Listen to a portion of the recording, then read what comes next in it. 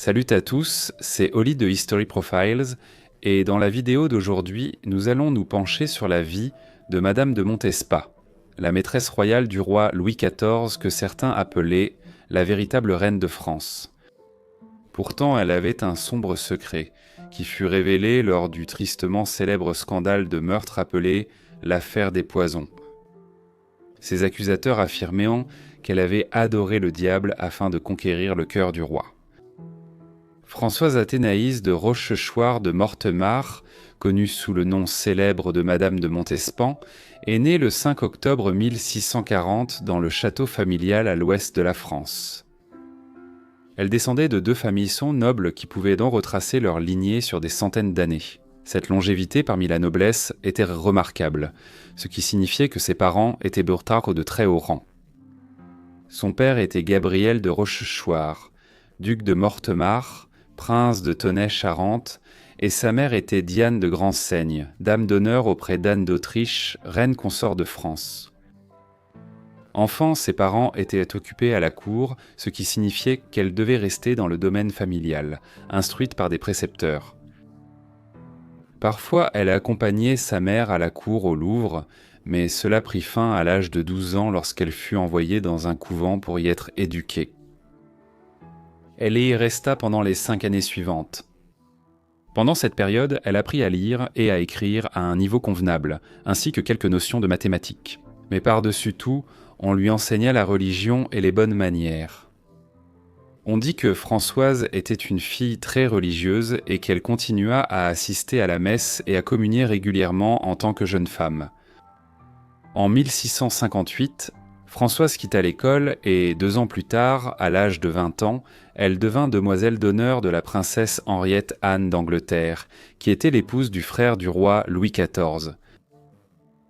Bien sûr, elle n'obtint ce poste que grâce à l'influence de sa mère et à la haute réputation de son nom de famille. En 1661, Françoise se fiança à un homme nommé Louis-Alexandre de la Trémoille, mais cela ne devait pas se faire. Dans une série d'événements malheureux, Louis-Alexandre fut contraint de fuir la France lorsqu'il servit de second à son ami lors d'un duel. À la suite de la rixe impliquant 8 hommes, un homme fut tué, ce qui signifiait que si son fiancé n'avait pas fui le pays, il aurait probablement été exécuté. Cependant, peu de temps après cela, Françoise rencontra le frère cadet de l'homme qui avait été tué lors de ce même duel.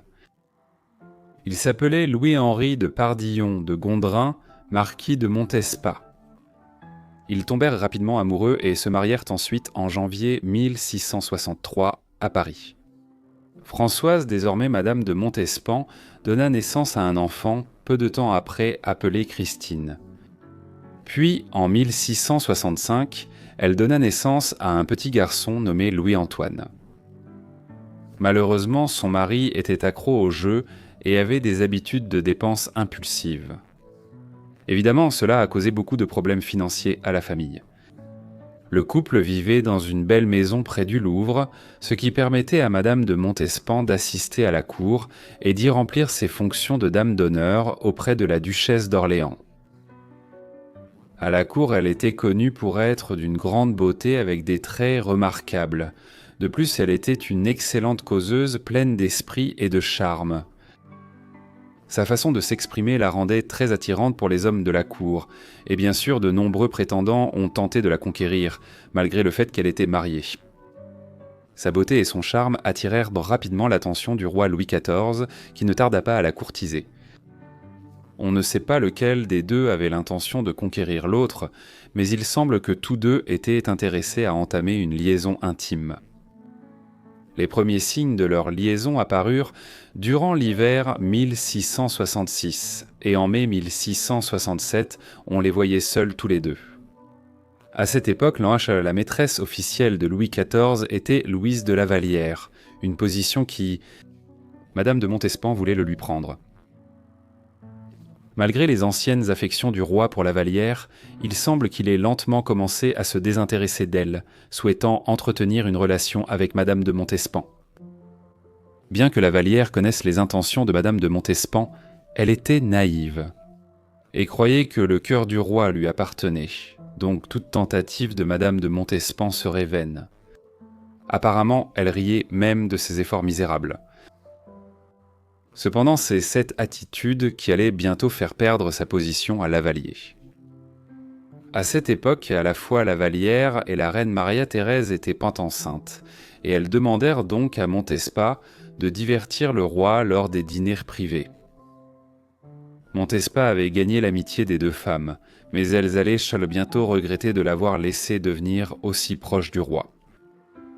Lors d'un incident, Madame de Montespas remarqua que le roi l'observait alors qu'elle se lavait. On raconte alors qu'elle laissa tomber sa serviette, permettant au roi de se rincer l'œil. Après cela, le roi ne s'intéressa plus vraiment à Lavalière. Mais pour dissimuler sa nouvelle relation, il la garda quelque temps auprès de lui et fit même en sorte que les deux dames soient installées dans des chambres communicantes qu'elles devaient départager. Lavalier resta à la cour encore quelques années, mais après avoir perdu sa position au profit de Montespas, elle finit par partir et entra dans un couvent. Bien que Montespas soit connue pour sa beauté et son charme, il est assez probable que ce ne soit pas la seule raison pour laquelle elle a pu conquérir le roi aussi facilement. Divers témoignages et récits lors de la fameuse affaire des poisons affirmaient qu'autour de l'année 1665, Madame de Montespas avait commencé à rendre visite à une médium appelée Catherine Monvoisin, connue sous le nom de Lavoisin. C'était une figure notoire du milieu souterrain qui offrait une variété de services allant de la voyance, des avortements, des poisons et bien plus encore. Selon ses rapports, Montespas était déterminé à conquérir le cœur du roi et à devenir sa maîtresse officielle. Il a été affirmé que Montespan utilisait des aphrodisiaques sur le roi, le séduisait et participait enfin à des messes noires afin de gagner son cœur. Apparemment, lors de ces rituels, la voisine et Montespan invoquaient le diable et lui adressaient des prières pour obtenir l'amour du roi. Un récit de la façon dont ces rituels étaient réalisés se lit comme suit.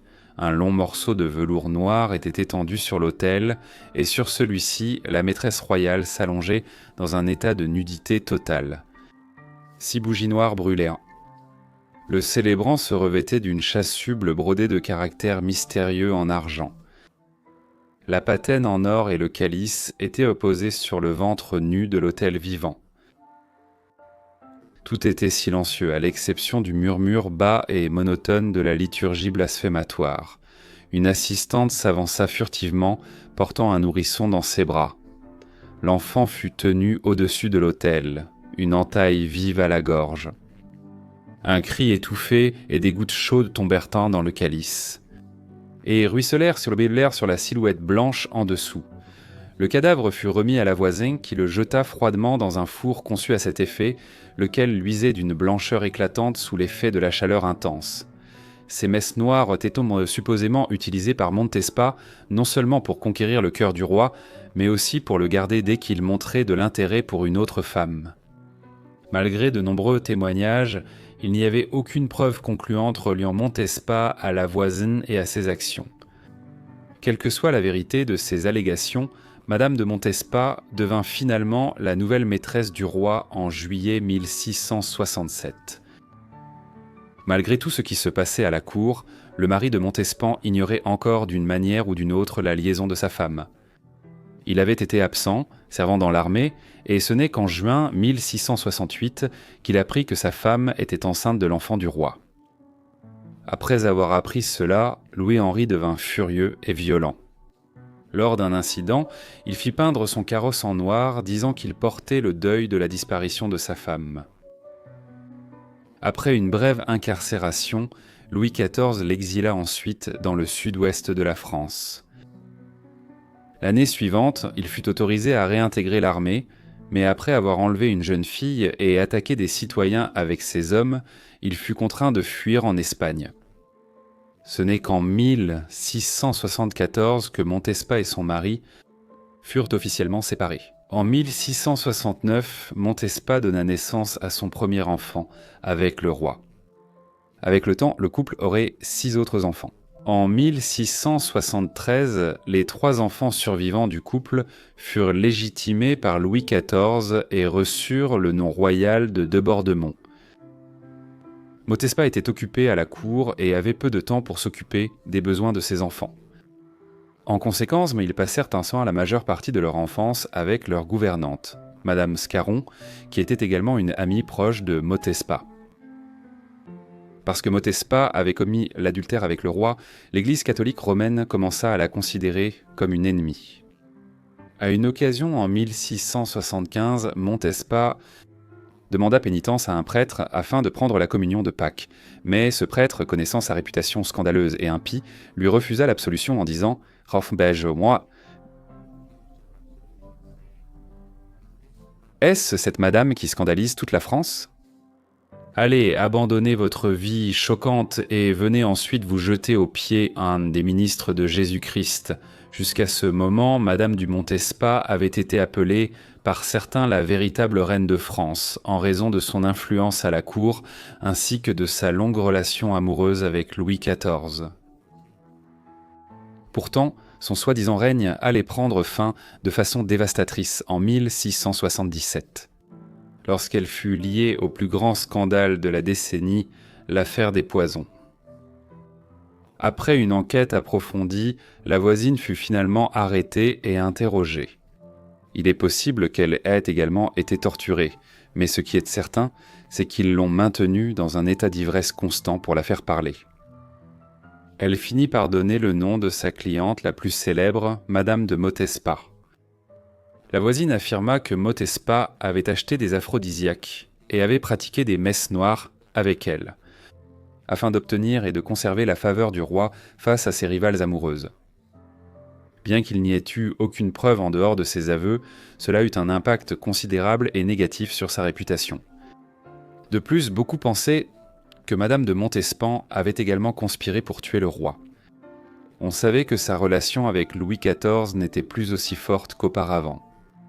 Eh bien, le roi avait montré de l'intérêt pour la duchesse de Fontanges. Certains pensaient même que Montespan était prête à faire empoisonner le roi dans le cas où mademoiselle Fontanges la remplacerait.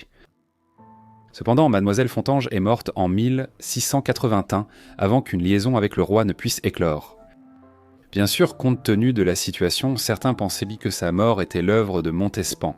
Pourtant, il est probable qu'elle soit morte de cause naturelle. Il est probable que d'autres soupçons aient été portés sur Madame de Montespan à cause de sa femme de chambre, qui était fréquemment mentionnée en lien avec la voisin. Le lieutenant général de police, Gabriel Nicolas de la Reynie, qui était chargé de gérer le scandale, a relevé de nombreuses incohérences dans les témoignages concernant le prétendu complot de Montespan pour empoisonner le roi. Donc elle était probablement innocente de ces accusations. Le roi fut choqué par ces accusations portées contre la mère de ses enfants et fit rapidement réfuter et dissimuler tout ce qui pouvait nuire à Montespan. Par exemple, il ordonna que le témoignage contre Montespan soit retiré du dossier. Suite à cela, les accusateurs de Montespan furent secrètement emprisonnés à vie. Bien sûr, Montespan ne fut jamais interrogé ni confronté à ses accusateurs. Au cours des années qui suivirent, elle devint de plus en plus active dans les œuvres de charité. Elle fonda des hôpitaux pour les personnes âgées et les orphelins, un pensionnat pour les filles pauvres et orphelines, et même un refuge pour les citoyens les plus démunis de Paris. En 1691, Madame de Montespan décida de se retirer de la vie à la cour et commença une vie religieuse dans un couvent à Paris. Elle reçut une pension conséquente d'1 demi-million de francs qu'elle utilisa pour le bien des autres. Pendant sa longue retraite, Madame de Montespan fit don de sommes considérables aux hôpitaux et aux œuvres de charité et fut également une généreuse mécène des arts. Les dernières années de la vie de Madame de Montespan furent consacrées à une pénitence très sévère, et comme ultime pénitence, elle demanda pardon à son mari et lui demanda de la rejoindre, mais il refusa. Pourtant, étrangement, avant de mourir, il proclama son amour pour Montespan et la nomma exécutrice de sa succession. Madame de Montespan est décédée le 27 mai 1707 à l'âge de 66 ans, probablement d'une maladie cardiaque. Dans ses derniers jours, elle oscillait entre conscience et inconscience avec une respiration très difficile. Avant son décès, elle a demandé pardon à tout le monde. Son dernier mot a été « pardon ». C'était History Profiles qui vous a raconté cette histoire. Le lien vers ma chaîne est dans la description. Ne vous inquiétez pas, Forgotten Live reviendra la semaine prochaine pour une nouvelle vidéo. Au revoir.